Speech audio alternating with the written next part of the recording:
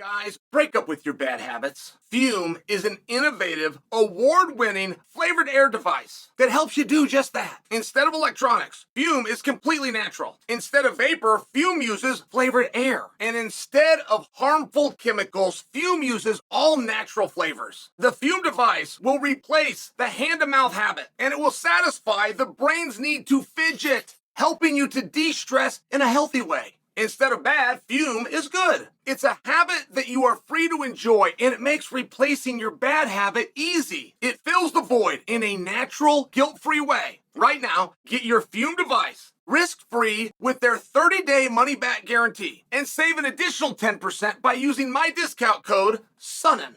Let's jump into Gable Stevson, guys. We might be seeing more of this guy. And the world of professional wrestling is very heavily dominated on the .coms. But so's MMA. And there was a dark era we couldn't get on TV and the president of DirecTV's wife didn't like it and she kicked us out. You remember this whole thing? Dana had to guarantee Time Warner, and that could have been DirecTV, he had to guarantee them 100,000 buys. What does that mean? That means if Dana sells 70,000 pay-per-views, they don't write him a check. He writes them a check for the remaining 30,000. Shocking. Possibly the fastest way to go out of business that I've heard. This is the risk. You just took a guy had a bet on himself. Very interesting story. But we lived on the .coms. And the UFC used to be Monty Cox versus the world. Monty Cox was manager extraordinaire at that time. He'd represent 5 guys. He'd represent the entire main card. And so then you would just find guys to take on the guys out of Bettendorf, Iowa.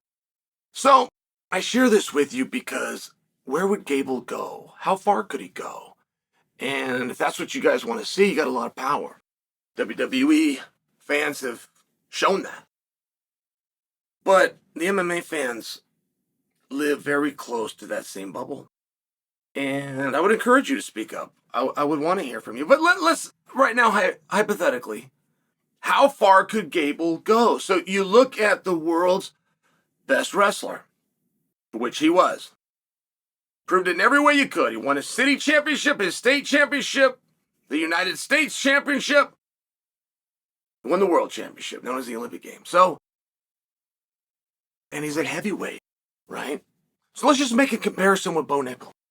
So Bo Nickel comes in, he's as decorative of a wrestler as there is. You can start arguing Bo's 3 titles against Daniel Cormier's 2 Olympic berths. Just for example, you can start having a real interesting conversation here. You could manage Bo's 4 trips to the NCAA finals against Henry Cejudo's trip to the Olympic finals.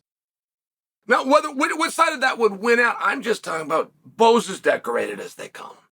And look at this start that he's off to.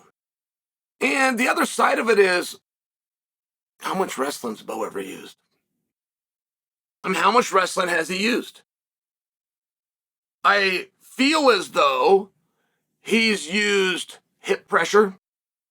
I feel as though he's used control. Bo, particularly against Cody in their last fight, doing something called an elbow chop and a wrist ride, but that's done and designed to annoy and bother the opponent. It's a distraction. But I will give it to him, that's wrestling. He did that in wrestling as well. How much wrestling has he used? So, as you start to really think about that question, you start to identify and break down where there's other guys that are a lot more wrestling heavy. Use Chimaev, by example. So many people talk about Bo and Chimaev. We're some of those guys over here. But that comparison, at least from an MMA standpoint, is much more relied on by Chimaev. So it would seem, or at least there would be an argument, that you would check that box competitively for Chimaev. Feel free to disagree, the point I'm attempting to make. At heavyweight, with Gable, where the laziest guy in the room can tell you, in 4-ounce gloves, I just have to land 1 strike, but the lazy guy's right. He's right, particularly at heavyweight. It's not really an accurate statement with women 125-pounders. It's not the same thing, not historically. You could go back and look at the record books, but at heavyweight, boy, it is, isn't it? Boom, that one shot, boom. It could be a jab. It could be either hand. It's one of these situations where understanding a level of boxing becomes more important in my estimation. Now, I am a wrestling mark. You ask me, you got two guys that are going to fight. You say, Chael, who do you think's going to win? I am my mind just instantly, I can't help it, will go, who's the better wrestler? And that used to be a great way to do things. And then the year 2001 came around. I mean, what I just described for you has not been the case for over 2 decades. Are you aware of that? For over 2 decades. No one discipline has been able to dominate. And I'll say you see kind of an offshoot. Maybe an Alex Pierre or a Damian Maia slips in here. Kayla Harrison gets in where this one discipline. And I tell you that because there's been so many great wrestlers and they don't have the resume of Gable. Gable was the city champ, state champ, national champ, world champ. But there's some guys that were city champ, state champ, national champ. They got real close to what Gable did, but it didn't transition.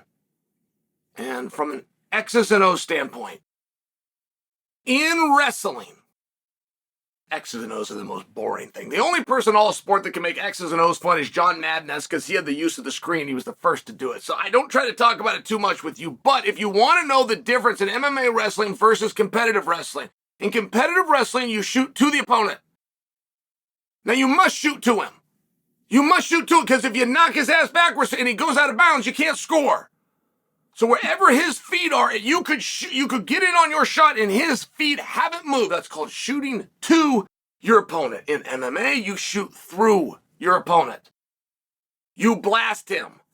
Where the out of bounds would be, is a fence that's going to stop him. You take him all the way to that. You shoot through him. And that is a concept you either understand or you don't. And I do not say this condescendingly. I thought all wrestlers did. I just thought that they did. And there's been, really good national champions, really good. I won't name them, world medalists multiple times. Who had losing careers in MMA, did it one time and stopped. They didn't understand that concept. They weren't able to use it. See, and that's what Bo has done so well. Bo's not out there using wrestling. Bo is successful because of his success in wrestling, but he's not using wrestling. And it sounds like a riddle, doesn't it? Go talk to Bo's dad. Go ask Jason Nickel about that. Say, why is your son, as a wrestler, not as decorated as some, doing more faster and further in MMA? And he will tell you what I just told you, because my son shoots through the opponent, not to the opponent. So now when you have actual techniques from wrestling, you kind of just have one. It's called a double leg. And you might be a Daniel Cormier or a Chris Weidman where you can get to a single and switch to a double. They're the only two guys. Don't go to a single. There's no such thing as a single leg in MMA. In single, imagine I have a guy's leg. Imagine this position. I have his leg. Are you picturing this one? I have his leg. Okay, do I have his leg or does he have my hands? Do you see the problem? So if you're in on a single, your hands are tied up. There's nothing you can do. You got to get to a double. 2 guys in history have been able to get from a single to a double. And I'm sharing this with you because I would certainly think that Gable would do well. I would bet on him that he would clean house. But there are a couple of numbers that are against him. Let's start with size. Well, it is a nomenclature and reported in our sport and misreported and repeated and repudiated and will continue to be, so on and so forth. Size advantage, it's never really proven to be. And you will have some Tyson Furies out there, but you will have a lot more Cain Velasquez, Randy Couture, Fedor Emelianenko, Jon Jones that are 30 and 40 pounds under the limit. Those big guys, it slows them down. It gets them tired. There are your Brock Lesnar's. There are damn sure some exceptions. But you got to search for them. Mike Tyson, 220 pounds in his prime. Muhammad Ali, 198 pounds in his prime. Size is a disadvantage in most cases. If anybody could pull it off, I feel like it would be Gable. But as I make this piece, if I planted a seed, I've got any interest from you, including those of you that are sitting back. But Gable himself sitting back, go, what, is Chael second guessing me? Yes, I am. I'm second guessing you, but that's what makes it interesting, right? None of us want to read a story. None of us want to read the book if we know how the story ends. And as decorated and successful as Gable has been, it is a new arena. And no different than he would have to go to the WWE and prove himself in that arena. No different than the NFL teams that are allegedly calling him. He's going to have to go out and do certain things in a combine. It's no different. Sport of wrestling is no longer MMA. Sport of wrestling can be very helpful for somebody that goes in MMA, and Gable is at that age and with that curiosity that he definitely could make it to the top, but that is not a guarantee.